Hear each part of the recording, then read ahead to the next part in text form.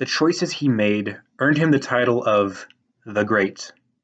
To some, he was a ruler that set precedents for religious tolerance and support. To others, he was a man that played a role in changing the Roman Empire forever. Today, people of Europe and the world over can still see evidence of some of his most important decisions. This is the life of Constantine. Before addressing the impact of Constantine's decisions, it is important to understand how Constantine came to hold a position of power that enabled him to make such important choices. Constantine was born between 271 and 277 CE to Constantius and Helena. Constantine's father Constantius was an important part of the Roman Tetrarchy. The Tetrarchy was implemented by the Emperor Diocletian in 293 CE, wherein Diocletian attempted to make a rule over the empire more effective by splitting it up in two parts, the East and the West. Diocletian ruled as Senior Augustus over the eastern half of the empire, while his fellow statesman Maximian ruled the western half. Each man then divided his half of the empire with a junior emperor who succeeded him after his death or retirement. Diocletian appointed his son-in-law Galerius as junior emperor in the east, and Constantius was selected to rule as junior emperor in the west. The empire was thus divided so that Diocletian held senior authority and ruled over present-day Turkey, the Levant, and parts of North Africa. Maximian operated out of Rome and controlled present-day Italy and Spain, as well as northwest Africa and the western Mediterranean. Galerius oversaw present-day Greece, while Constantius managed present-day France and parts of Britain. As a young man, Constantine served alongside his father and helped him rule over his designated portion of the empire, until, in 306, Constantius died during a campaign in Britain. Following his father's death, Constantine's army declared him Augustus of Rome. However, this title was not confirmed or appreciated by the other emperors, but he was then allowed to become his father's successor as junior emperor. By the time Constantine assumed power in his father's place, the Tetrarchy had already undergone several changes in leadership. Diocletian retired as senior emperor, and Maximinus Daia soon resided in his place to the east. Galerius succumbed to an undetermined disease, and his successor Licinius gained power after his death. Maximian's son Maxentius usurped power from Augustus Severus, who had been Maximian's chosen successor, and Maxentius ruled out of the capital city of Rome. In the east, Licinius defeated Maximinus Daia to become the sole ruler of the east, while in the west, Maxentius attempted to gain sole authority over the Western Empire. Maxentius attempted to use his position in Rome to convince the Roman people that Constantine held no true authority, and that he, Maxentius, should be the ruler of the West.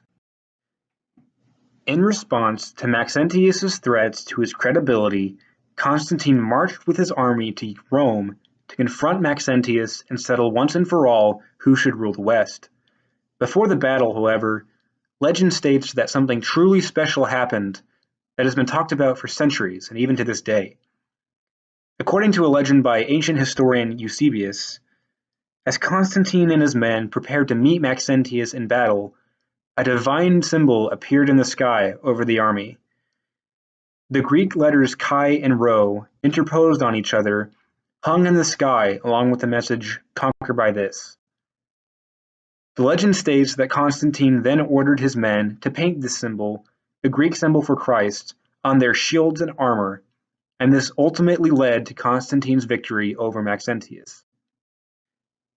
Another ancient source suggests that Constantine instead received the spiritual message in a dream before the battle, but this story did not have the same dramatic appeal as Eusebius' account and was not as widely spread.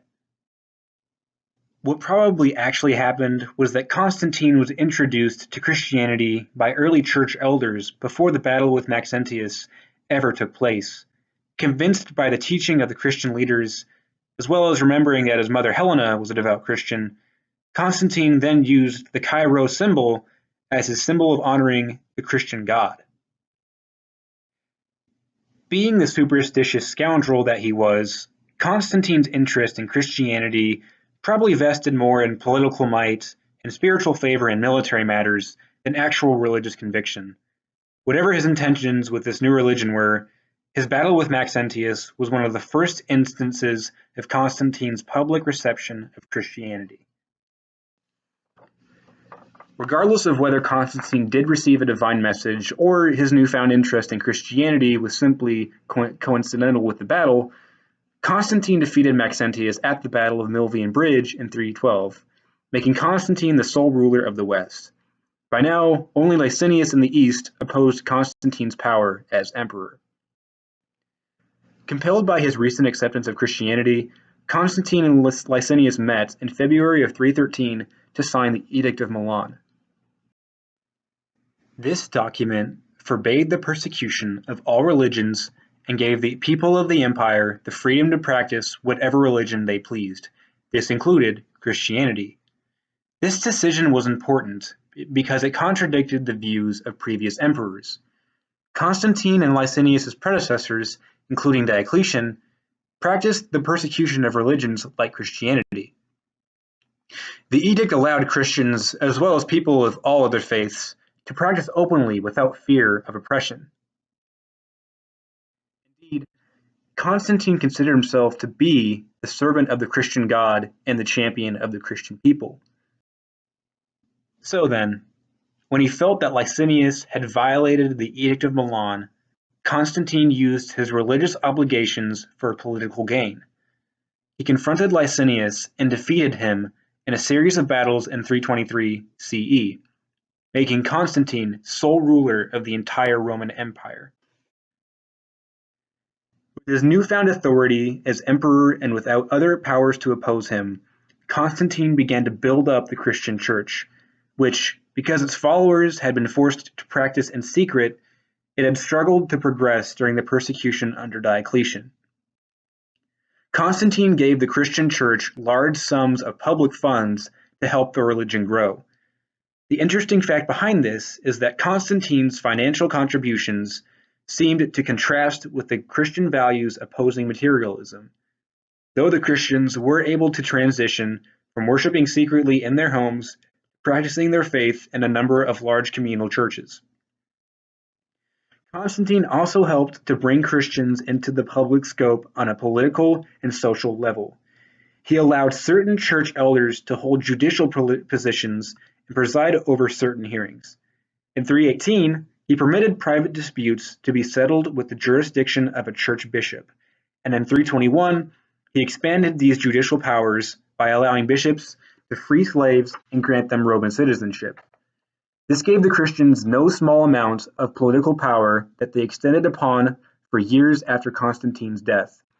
Furthermore, his reforms encouraged Christians to join the military, a practice they had previously been tentative and even discouraged from engaging in during their persecution.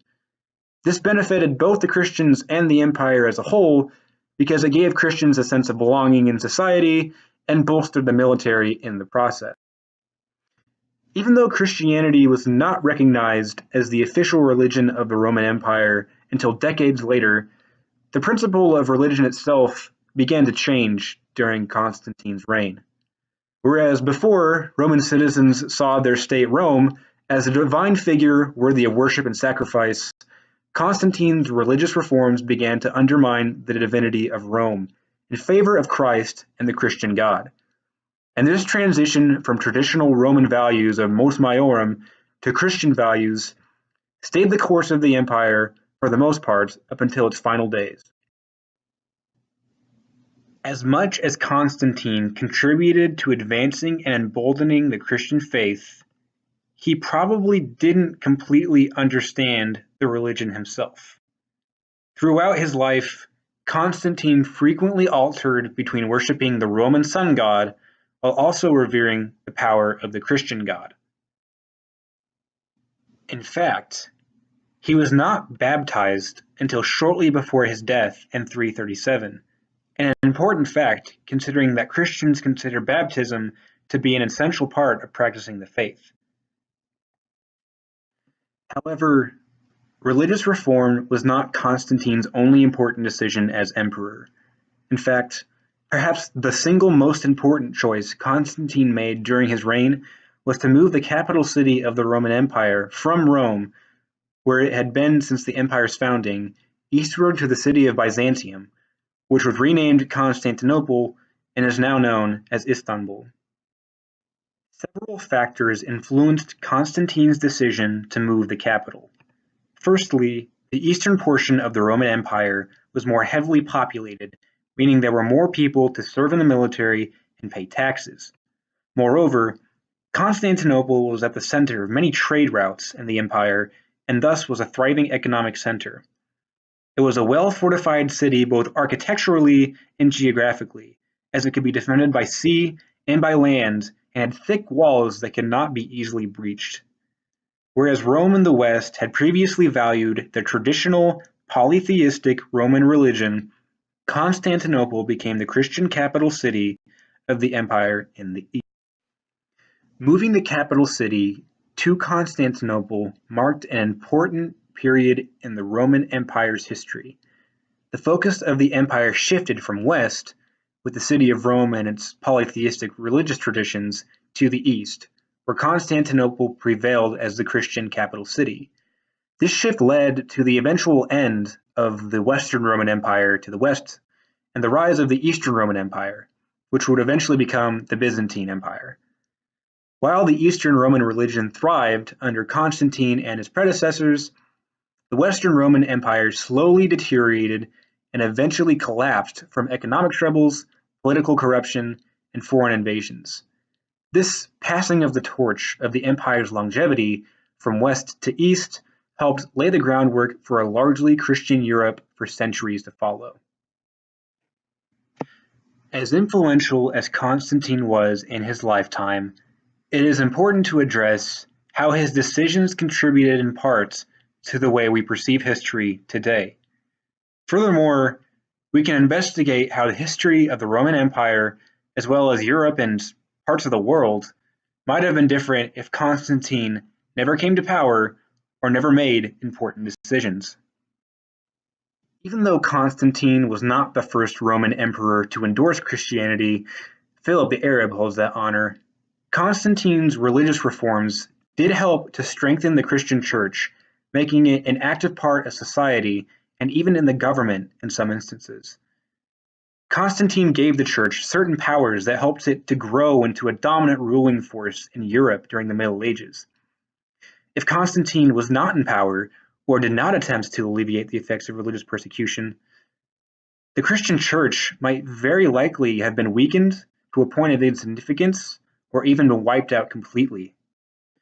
Constantine's pursuit of Christian relevance played a factor in establishing the religion as a permanent fixture of Roman society, and Roman Catholicism and Eastern Orthodoxy came about as an indirect result of moving the capital of the empire from the west to the east. The Catholic Pope specifically has been a long-standing figure of power and influence in Europe, and the position remains to this day. If Constantine never came to power, and Christianity suffered as a result, as previously suggested, then the influence of the Christian Church and the Catholic papacy would not have played a role in forming and influencing the many European kingdoms that came about after the fall of the Western Roman Empire. Because Constantine's efforts to empower Christianity helped the religion to eventually spread across Europe, the identity under the Christian cross eventually collided with the Islamic religion that emerged in Saudi Arabia years after Constantine's death. These differing views led to numerous crusades, or holy wars, between the Christians and Muslims, and tensions between the two religions exist even to this day. However, without Constantine's efforts to build up the Christian Church, there might not have been a significant influence from the Church or even a large number of Christians to fight for these holy wars to have ever happened. Constantine's other important decision, moving the capital city from Rome to Constantinople, was important for the sake of longevity of the Roman Empire. The empire had already begun to fade by the time of Diocletian's reign, and so during Constantine's reign, The state was not in the same condition that it had been at Rome's height. After Constantine moved the focus of the empire to the east, the evidence of Rome's deterioration through economic turmoil, political corruption, and foreign invasion became more apparent and led to the eventual downfall of the Western Roman Empire. These conditions would have probably existed whether Constantine had moved the capital city or not, and if Constantine had not settled the capital in Constantinople, the empire as a whole might have imploded anyway, both the East and the West. The Eastern Roman Empire helped to carry on some of the Western Roman culture and identity, and this influence remained for centuries as the Eastern Roman Empire, or the Byzantine Empire as it came to be known, contributed to the history of Europe. If the Eastern Roman Empire was never formed, it is entirely possible that the aspects of Roman culture that exist today might have faded into obscurity.